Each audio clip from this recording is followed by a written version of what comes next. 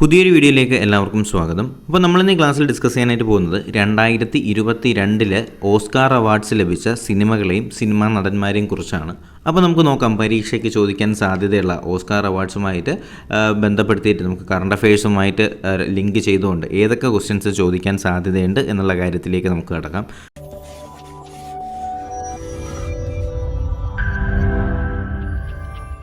First of all നമുക്ക് നോക്കേണ്ടത് ഇത് എത്രാമത്തെ ഓസ്കാർ അവാർഡുകളാണ് കൊടുത്തതെന്നാണ്.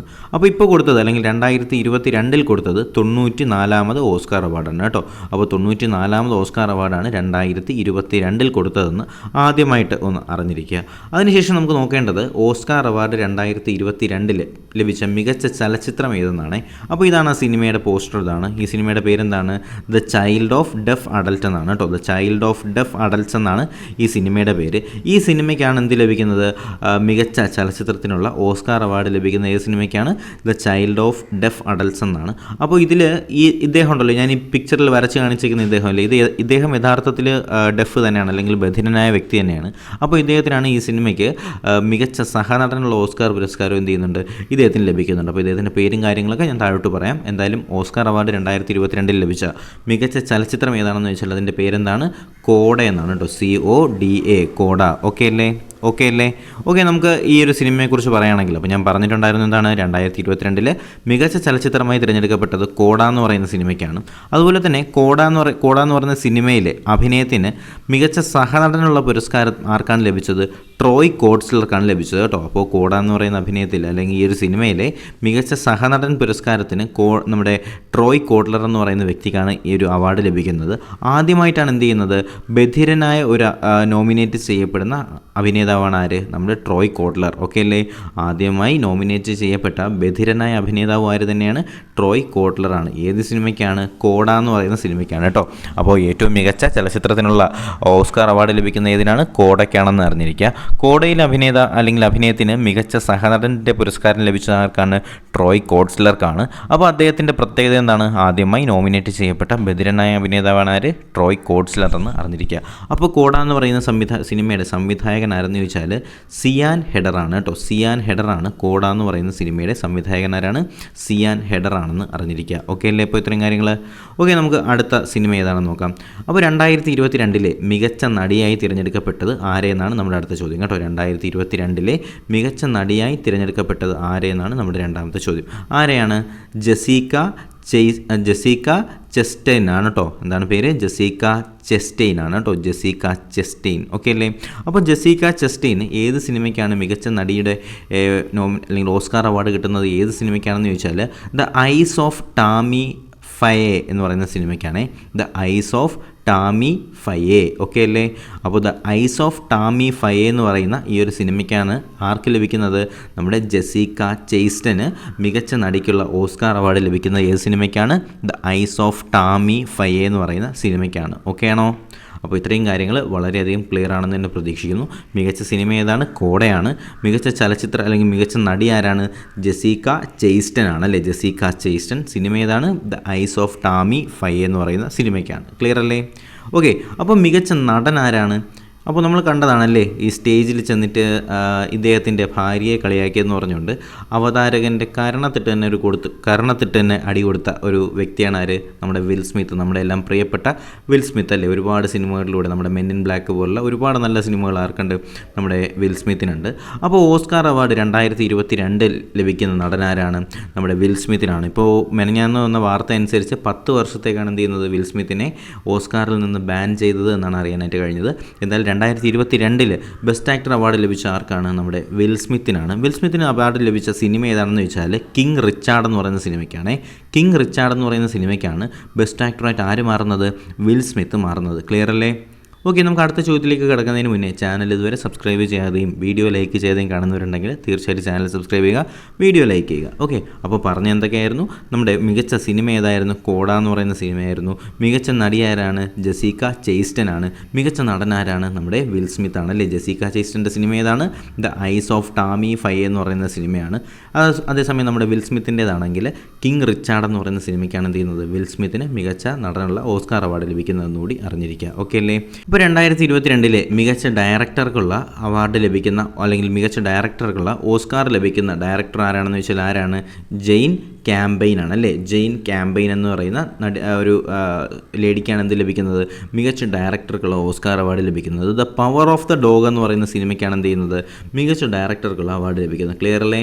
അപ്പോൾ എന്താണ് മികച്ച ഡയറക്ടർക്കുള്ള അവാർഡ് ലഭിക്കുന്നത്? ജെയിൻ ക്യാമ്പെയിൻ ആണ്. ഈ ജെയിൻ ക്യാമ്പെയിന് മികച്ച ഡയറക്ടർക്കുള്ള അവാർഡ് ലഭിക്കുന്നത് the power of the dog എന്ന് പറയുന്ന സിനിമയ്ക്കാണ് എന്ത് ചെയ്യുന്നത്? ജെയിൻ ക്യാമ്പെയിന് മികച്ച ഡയറക്ടർക്കുള്ള ഓസ്കാർ അവാർഡ് ലഭിക്കുന്നതെന്നും കൂടി അറിഞ്ഞിരിക്കുക. വളരെ പ്രധാനപ്പെട്ടതാണ്. അപ്പോൾ ഇത്രയും കാര്യങ്ങൾ ശ്രദ്ധിക്കുക. മികച്ച സിനിമ കോഡ, അതേസമയം മികച്ച നടിയാണെങ്കിൽ ജെസിക്ക ചേസ്റ്റൻ, മികച്ച നടനാണെങ്കിൽ ആരാണ്? നമ്മുടെ വിൽ സ്മിത്ത് ആണ്. മികച്ച ഡയറക്ടറാണെങ്കിൽ ജെയിൻ ക്യാമ്പെയിൻ ആണെന്ന് കൂടി അറിഞ്ഞിരിക്കുക. ഓക്കെ, നമുക്ക് അടുത്ത പോയിന്റിലേക്ക് തന്നെ കിടക്കാം. അടുത്ത ആരാണ്? മികച്ച സഹനടൻ ആരാണ്? നമ്മൾ നേരത്തെ പറഞ്ഞിട്ടുണ്ടായിരുന്നല്ലേ. അപ്പോൾ മികച്ച സഹനടൻ ആര് തന്നെയാണ്? ട്രോയ് കോട്ട്സ്ലർ ആണല്ലേ. അപ്പോൾ ട്രോയ് കോട്ട്സ്ലർ എന്ന് പറയുന്ന ഇദ്ദേഹത്തിനാണ് എന്ത് ചെയ്യുന്നത്? മികച്ച സഹനടനുള്ള അവാർഡ് ലഭിക്കുന്നത്. ഇദ്ദേഹത്തിന് മികച്ച സഹനടനുള്ള അവാർഡ് ലഭിക്കുന്ന ഏത് സിനിമയിൽ നിന്നാണ്? കോഡ. മികച്ച സിനിമയായിട്ടുള്ള ബെസ്റ്റ് ഫിലിമായിട്ടുള്ള കോഡ എന്ന് പറയുന്ന സിനിമയിൽ അഭിനയിച്ചതിനാണ് ട്രോയ് കോട്ട്ലർക്ക് എന്ത് ലഭിക്കുന്നത്? മികച്ച സഹനടനായിട്ടുള്ള അവാർഡ് ലഭിക്കുന്നത്. ക്ലിയർ അല്ലേ? മികച്ച നടൻ വിൽ സ്മിത്ത് ആണ്. മികച്ച സഹനടൻ ആരാണ്? Troy Kotler. ഇദ്ദേഹം കോഡ എന്ന് പറയുന്ന സിനിമയിൽ അഭിനയിച്ചതിലാണ് എന്ത് ചെയ്യുന്നത്? ഇദ്ദേഹത്തിന് മികച്ച സഹനടനുള്ള അവാർഡ് ലഭിക്കുന്നതെന്നുകൂടി അറിഞ്ഞിരിക്കുക. ഓക്കെ ആണേ? ഓക്കെ അല്ലേ? ഓക്കെ, നമുക്ക് അടുത്ത പോയിന്റിലേക്ക് തന്നെ കിടക്കാം. മികച്ച സഹനടി ആരാണെന്ന് ചോദിച്ചാൽ ആരാണ്? മികച്ച സഹനടി ആരാണ്? അരിയാന ഡിബോസ് ആണ് കേട്ടോ. അരിയാന ഡിബോസ് ആണ് എന്ത് ചെയ്യുന്നത്? മികച്ച സഹനടിയായിട്ടുള്ള അവാർഡ് ലഭിച്ചത് അരിയാന ഡിബോസിനാണ്. ഓക്കെ, അപ്പോൾ അരിയാന ഡിബോസിന് മികച്ച സഹനടി. മികച്ച സഹനടൻ ആരാണ്? മികച്ച സഹനടൻ ആരാണ്? നമ്മുടെ കോഡ എന്ന് പറയുന്ന സിനിമയിലെ ട്രോയ് കോട്ട്ലർ അല്ലേ. അപ്പോൾ സഹനടൻ ട്രോയ് കോട്ട്ലർ. സഹനടി ആരാണ്? Ariana DeBose. നടനാരാണ്? നമ്മുടെ വിൽ സ്മിത്ത് ആണ്. നടിയാരാണ്? ചേസ്റ്റർ ആണ് അല്ലേ. ഓക്കെ, അപ്പോൾ ഇത്രയും കാര്യങ്ങൾ ക്ലിയർ അല്ലേ? സിനിമ ഏതാണ്? കോഡയാണ് കേട്ടോ, കോഡ. ഓക്കെ, അപ്പോൾ ഇത്രയും കാര്യങ്ങൾ വളരെയധികം ക്ലിയർ ആണ്. വേറെ സംശയങ്ങളൊന്നും ഇല്ലയെന്ന് തന്നെ പ്രതീക്ഷിക്കുന്നു. ഓക്കെ, അടുത്ത നമുക്ക് നോക്കേണ്ടത് മികച്ച അനിമേഷൻ ചലച്ചിത്രം ഏതാണെന്നാണ് കേട്ടോ.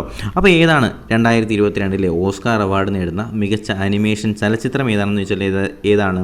എൻകാൻഡോ എന്ന് പറയുന്ന ഡിസ്നിയുടെ സിനിമയ്ക്കാണ് കേട്ടോ. എൻകാൻഡോ എന്ന് പറയുന്ന ഡിസ്നിയുടെ സിനിമയ്ക്കാണ് എന്ത് ചെയ്യുന്നത്? 2022 മികച്ച ഓസ്കാർ അവാർഡ് നേടുന്ന അനിമേഷൻ ചലച്ചിത്രം ഏതാണ്?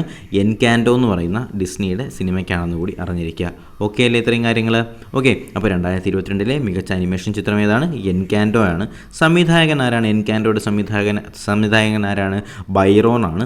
അതുപോലെ ബൈറോൺ ഹാർവാർഡ്, ജറേഡ് ബുഷ് കേട്ടോ. അപ്പോൾ നിങ്ങൾ അതൊന്നും ഒരു ഇമ്പോർട്ടൻസ് കൊടുക്കണ്ട. ഇതിൽ ഏറ്റവും പ്രധാനമായിട്ട് നിങ്ങൾ നോക്കേണ്ടത് മികച്ച അനിമേഷൻ ചലച്ചിത്രം ഏതെന്ന് തന്നെയാണ്. അത് എൻകാൻഡോ എന്നാണെന്ന് അറിയുക കേട്ടോ. അപ്പോൾ എന്തും ചോദിക്കാം PSCയിൽ. അതുകൊണ്ട് എന്ത് ചെയ്യുക? ഈ ഒരു പേര് കൂടി അറിഞ്ഞിരിക്കുക.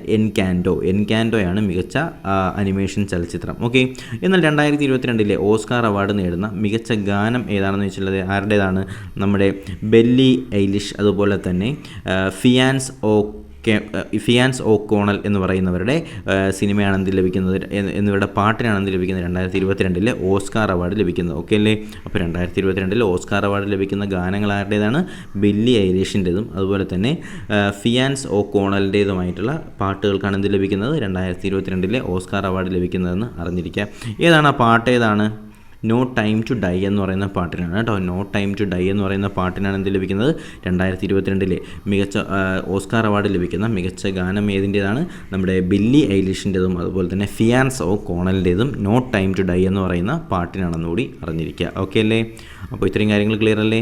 അടുത്ത് നമുക്ക് നോക്കേണ്ടത് മികച്ച വിദേശ ഭാഷാ ചലച്ചിത്രത്തിനുള്ള അവാർഡ് ലഭിക്കുന്നത് ഡ്രൈവ് മൈ കാർ എന്ന് പറയുന്ന ജപ്പാൻ ചലച്ചിത്രത്തിനാണ് കേട്ടോ. ജപ്പാൻ സിനിമയായിട്ടുള്ള ഡ്രൈവ് മൈ കാറിനാണ് എന്ത് ലഭിക്കുന്നത്?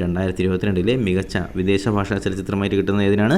ഡ്രൈവ് മൈ കാർ എന്ന് പറയുന്ന ജപ്പാൻ സിനിമയ്ക്കാണെന്ന് കൂടി അറിഞ്ഞിരിക്കുക. ജപ്പാൻ സിനിമയാണ് ഡ്രൈവ് മൈ കാർ. ഓക്കെ, എന്നാൽ മികച്ച ഷോർട്ട് സബ്ജക്റ്റ് ഡോക്യുമെൻ്ററി ആയിട്ട് തിരഞ്ഞെടുത്തത് ഏതിനാണ്? ക്വീൻ ഓഫ് ബാസ്കറ്റ്ബോൾ എന്ന് പറയുന്ന സിനിമയാണ് കേട്ടോ. ക്വീൻ ഓഫ് ബാസ്കറ്റ്ബോൾ എന്ന് പറയുന്ന സിനിമയ്ക്കാണ് മികച്ച അല്ലെങ്കിൽ best short subject documentary. Okay, short subject documentary വിഭാഗത്തിലെ ഓസ്കാർ ലഭിക്കുന്ന ആർക്കാണ്? ക്വീൻ ഓഫ് ബാസ്കറ്റ്ബോൾ എന്ന് പറയുന്ന സിനിമയ്ക്കാണെന്ന് അറിഞ്ഞിരിക്കുക. മികച്ച ഡോക്യുമെൻ്ററി ഏതാണെന്ന് ചോദിച്ചാൽ അത് സമ്മർ ഓഫ് സോൾ ആണ് കേട്ടോ. അപ്പോൾ സമ്മർ ഓഫ് സോൾ എന്ന് പറയുന്ന സിനിമയ്ക്കാണ് മികച്ച ഡോക്യുമെൻ്ററി അവാർഡ് ലഭിക്കുന്നത്. സമ്മർ ഓഫ് സോൾ ആണ്. അതിൻ്റെ ഡയറക്ടർ ആരാണ്? അഹുമീർ എന്ന് പറയുന്ന ഒരു വ്യക്തിയാണ് കേട്ടോ. അഹുമീർ എന്ന് പറയുന്ന വ്യക്തിയാണിത്.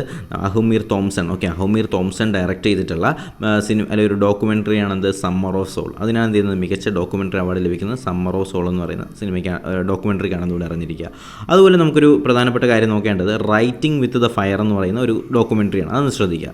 2022 ഓസ്കാറിൻ്റെ മികച്ച ഡോക്യുമെൻ്ററിയിൽ ചുരുക്കപ്പട്ടികയിൽ ഇടം നേടിയ ചിത്രമാണ് ഇത് റൈറ്റിംഗ് വിത്ത് ദ ഫയർ. ചുരുക്കപ്പട്ടികയിൽ മാത്രമേ എന്ത് ചെയ്തിട്ടുള്ളൂ? ഈ റൈറ്റിംഗ് വിത്ത് ദ ഫയർ ഇടം നേടിയിട്ടുള്ളൂ. എന്താണ് ഈ റൈറ്റിംഗ് വിത്ത് ദ ഫയർ എന്ന് പറയുന്നതിൻ്റെ തീം എന്താണ്? 14 വർഷത്തെ അച്ചടിയിൽ നിന്ന് സ്മാർട്ട് ഫോണുകൾ ഉപയോഗിച്ച് ഡിജിറ്റൽ ജേർണലിസത്തിലേക്ക് മാറുന്ന ദളിത് വനിതകൾ നയിക്കുന്ന ഖബർ ലഹരി എന്ന് പറയുന്ന പത്രം നടത്തുന്ന മാധ്യമ പ്രവർത്തകരെക്കുറിച്ചുള്ള കാര്യങ്ങളാണ് എന്ത് ചെയ്യുന്നത്? ഈ ഒരു റൈറ്റിംഗ് വിത്ത് ദ ഫയർ എന്ന് പറയുന്ന ഈ ഒരു ഡോക്യുമെൻ്ററിക്ക് അത് ഉൾപ്പെടുത്തിയിട്ടുള്ളത്. അപ്പോൾ എന്താണ്? 14 വർഷത്തെ അച്ചടിയിൽ നിന്ന് എങ്ങോട്ടേക്ക് ജേർണലിസം മാറുകയാണ്? ഡിജിറ്റൽ ജേർണലിസത്തേക്ക് മാറുകയാണ്. അപ്പോൾ അതിൻ്റെ കാര്യങ്ങളൊക്കെ പറയുന്ന ഖബർ ലഹരി എന്ന് പറയുന്ന പത്രം നടത്തുന്ന മാധ്യമ പ്രവർത്തകരെ കുറിച്ച് പറയുന്ന കഥകളാണ് എന്ത്? നമ്മുടെ റൈറ്റിംഗ് വിത്ത് ദ ഫയർ എന്ന് പറയുന്ന ഡോക്യുമെൻ്ററിക്കകത്ത് ഉൾപ്പെടുത്തിയിട്ടുള്ളതെന്ന് അറിഞ്ഞിരിക്കുക. അതിൻ്റെ സംവിധായകനാരാണ്? നമ്മുടെ ഷുമിത് ഘോഷും അതുപോലെ തന്നെ റിനു തോമസ് എന്ന് പറയുന്നവരാണ് എന്ത് ചെയ്തിട്ടുള്ളത്. ഈ റിനു തോമസ് മലയാളിയാണ് കേട്ടോ. റിനു തോമസ് മലയാളിയാണ്. അപ്പോൾ ഓസ്കാറിൽ നോമിനേഷനിൽ എന്ത് വരുന്നുണ്ട്? ഒരു മലയാളി സാന്നിധ്യം കൂടി എത്തുന്നുണ്ടെന്നുള്ള കാര്യം നിങ്ങൾ എന്ത് ചെയ്യുക? അറിഞ്ഞിരിക്കുക. അത് റൈറ്റിംഗ് വിത്ത് ദ ഫയർ എന്ന് പറയുന്ന ഡോക്യുമെൻ്ററിയുടെയാണ് കേട്ടോ. അപ്പോൾ ഇത്രയും കാര്യങ്ങൾ ക്ലിയർ അല്ലേ? പിന്നെ നമുക്ക് നോക്കേണ്ടത് 2022 6 ഓസ്കാറുകൾ നേടുന്ന സിനിമയാണ് ഏത്? ഡ്യൂൺ എന്ന് പറയുന്ന സിനിമ കേട്ടോ. അപ്പോൾ 2022 ഓസ്കാറിൽ 6 ഓസ്കാറുകൾ ലഭിക്കുന്നത് ഡ്യൂൺ എന്ന് പറയുന്ന സിനിമയ്ക്കാണെന്ന് കൂടി അറിഞ്ഞിരിക്കുക. അപ്പോൾ ഇത്രയും കാര്യങ്ങളാണ് നമ്മുടെ ഓസ്കാറുമായിട്ട് ബന്ധപ്പെടുത്തിയിട്ട് ഏറ്റവും പ്രധാനപ്പെട്ട പോയിന്റുകൾ. അപ്പോൾ ഇതെന്ത് ചെയ്യുക? റിപ്പീറ്റ് ചെയ്ത് 1-2 തവണ കേൾക്കുക. അപ്പോഴേ ഈ പേരുകളൊക്കെ വിദേശ പേരുകളാണ്, ഫോറിൻ പേരുകളാണ്. മനസ്സിൽ കയറണമെന്നുണ്ടെങ്കിൽ റെപ്പറ്റീഷൻ മാത്രമേ ഒരു വഴിയുള്ളൂ. എന്തായാലും റിപ്പീറ്റ് ചെയ്ത് കേൾക്കുക, കാര്യങ്ങളൊക്കെ പഠിക്കുക. എന്തായാലും ഈ ഒരു ക്ലാസ് നിങ്ങൾക്ക് എന്തായാലും ഫലപ്രദമായി എന്ന് തന്നെ വിശ്വസിക്കുകയാണ്. അങ്ങനെ ഉണ്ടെങ്കിൽ എന്ത് ചെയ്യുക? തീർച്ചയായിട്ടും ലൈക്ക് ചെയ്യുക, ചാനൽ സബ്സ്ക്രൈബ് ചെയ്യുക, നിങ്ങളുടെ അഭിപ്രായങ്ങൾ തീർച്ചയായിട്ടും കമൻറ്റുകളായിട്ട് രേഖപ്പെടുത്തുക. അപ്പോൾ നമുക്ക് പുതിയൊരു ക്ലാസ്സും വീഡിയോ ആയിട്ടും കൂടെ തന്നെ കാണാം. അതുവരേക്കും എല്ലാവർക്കും ഗുഡ് ബൈ.